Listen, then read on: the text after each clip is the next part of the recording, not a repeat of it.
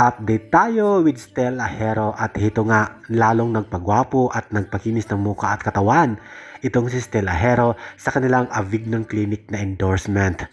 O di ba? At nagpakita din siya ng kanyang alagang aso at sobrang cute sa kanyang Instagram account si Stella Hero.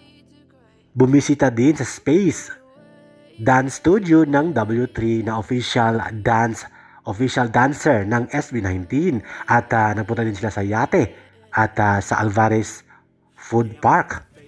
At syempre banding time kasama si Bunso, Justin De Dios, kasamahan niya sa SB19 at ito rin ang enjoyment at happiness ni Stella Hero ang magpakinis ng mukha. Syempre libre yan dahil endorsement nila yan ang Avignon Clinic. At ito pa, may package ang Acer para kay Stella Hero at ang laman, sobrang cute. Pusa ang laman, o diba? Pampa-cute vibes at pampa-happy vibes.